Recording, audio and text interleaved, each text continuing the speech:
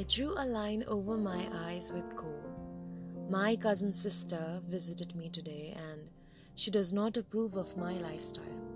She loves me, I know, so I do not mind her chiding. She calls herself a feminist, has a job that pays her well. I believe you can only afford to set yourself apart once you have a paying job. Not the kind of job that I have. I clean my house every day, you know.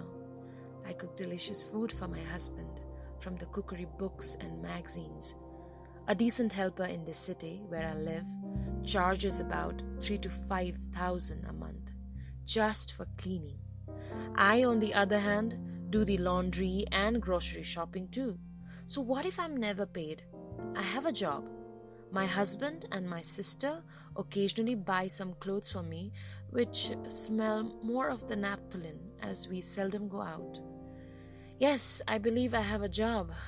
Breathing and living can be considered a job. My sister says I'm beautiful.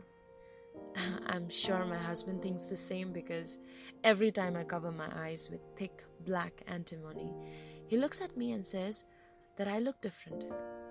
So, different is beautiful, I guess.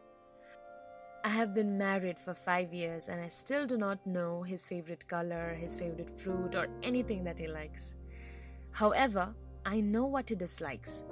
He doesn't like loud women. Women who wear red lipsticks and wear tight jeans and short skirts, and women with short hair. He is a vegetarian as he is a devotee of our good gods. He prays 2 times a day. He doesn't let me enter his worship room, and we now have an unspoken understanding. We play our parts well. He doesn't enter the kitchen, and in return, I give consent to his relationship with the idol gods. He calls kitchen my kingdom, and 2 tigers cannot rule the same jungle. He has made it clear in no uncertain terms that he doesn't like my cousin sister. She's not a vegetarian, he says. Her sins are many, but her crime is this. She likes her food as she likes her men, well-prepared flesh. I enjoy her company more than anything because beggars cannot be choosers. I have nobody else for company. She usually comes during weekdays. Her work gives her good opportunities to travel and meet new people. And despite her busy schedule, she likes bringing gifts for me from her numerous travels. I can see it clearly how she pities and envies me at the same time. She has always been a feisty woman and gets bored easily. They said it was because she was born in the year of the tiger, whereas I was born in the year of the rat.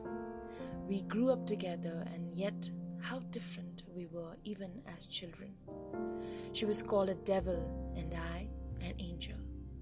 My cousin got the most lashes from our folks. She'd cry the night out, but she'd tell me she'd do it again, just to punish the punisher. I was always scared for her as well as in awe.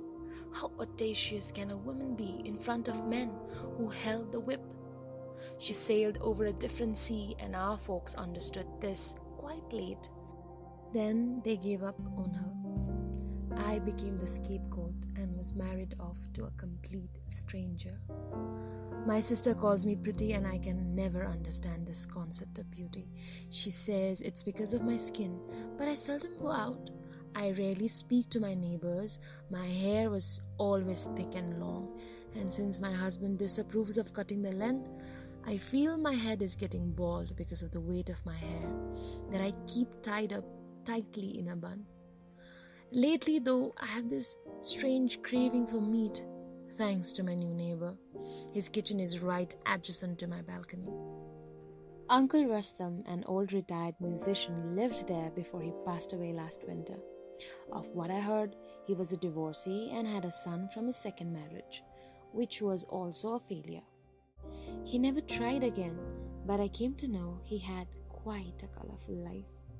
I haven't seen his son, but I can smell the delicious food out of his kitchen. The spices that he uses are not for vegetables. The smell of roasted flesh lingers in the air. I burn incense sticks to clear the smell before my husband accuses me of consuming meat. At first, I held my breath, for even breathing the smell was like blasphemy, but as the days proceeded, I could feel myself become engulfed with this craving for the forbidden. Thank God he cooks only in the afternoon. At night, I presume he drinks. There is this occasional smell of smoke. My husband commented upon this habit very harshly. I believe people who never commit themselves to such habits are entitled to project judgment that fits them. Like some non-smokers commenting against smokers.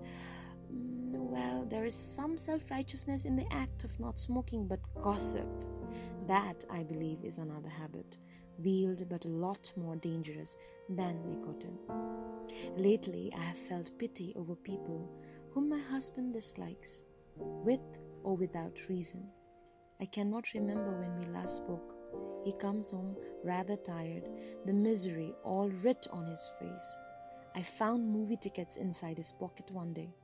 Though he disapproves of the cinema, I do not ask him things that he likes to conceal. He slapped me once when I questioned him about his gambling habits.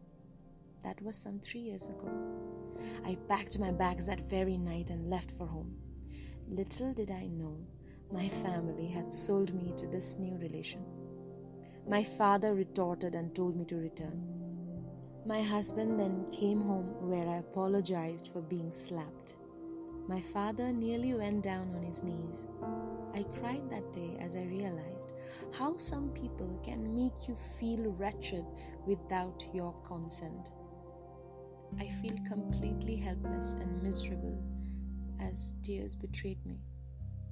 Since then, my husband has not been cordial but cold to me. He likes to sleep naked in bed, and yet we never touch each other.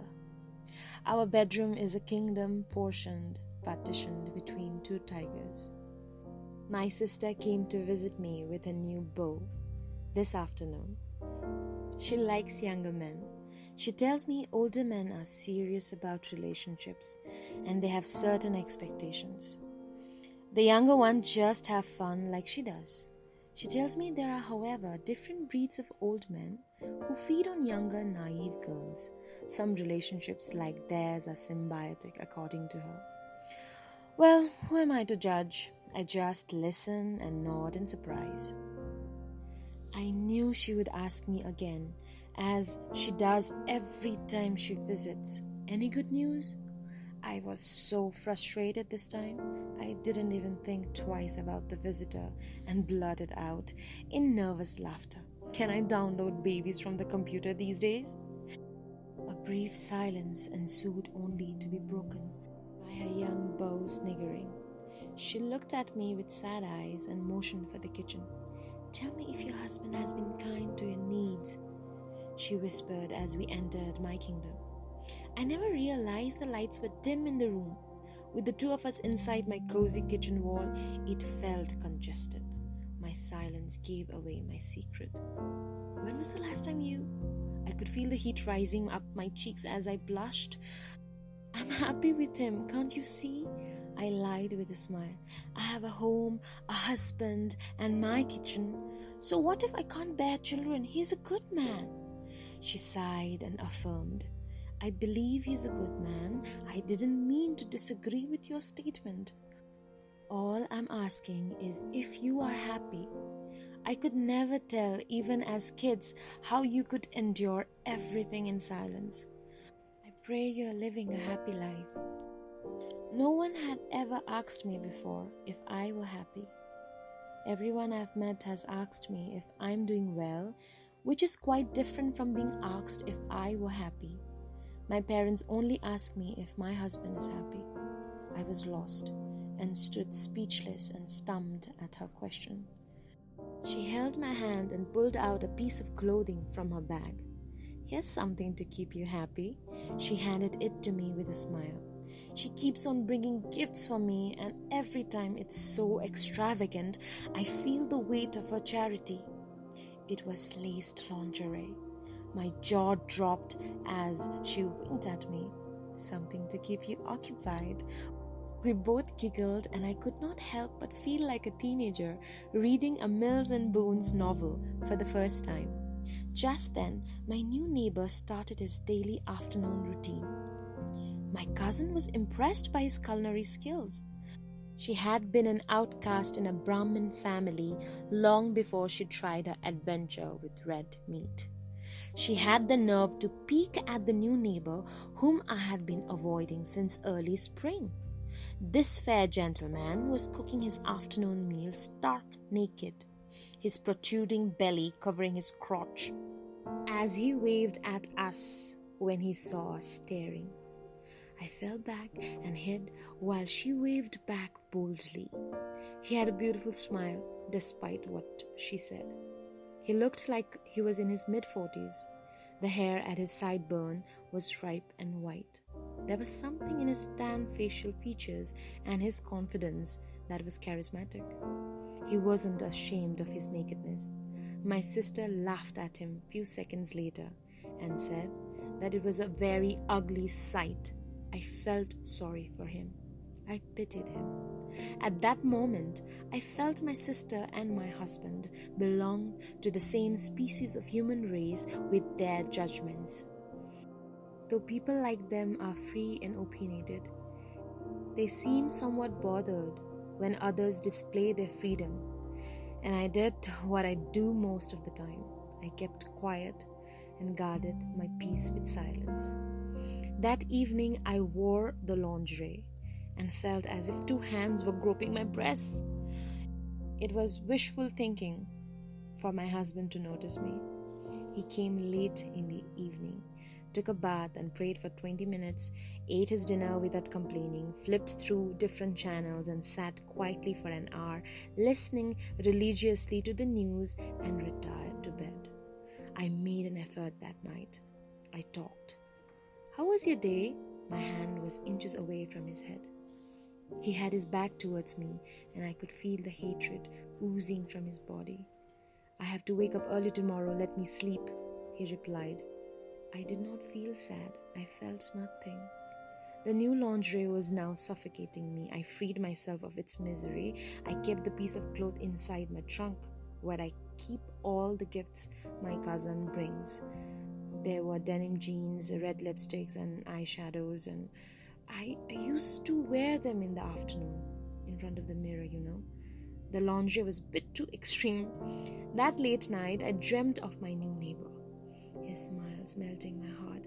I woke up disturbed in perspiration. My husband asked me if I had a fever. He was genuinely concerned. I told him it was a nightmare. He blamed my sister's visit. I reluctantly agreed. That afternoon, after my daily chores, I undressed myself in front of the mirror and wore this new piece of forbidden possession. I never felt so pretty in minimum clothing. I wore the lipstick and the eyeshadow.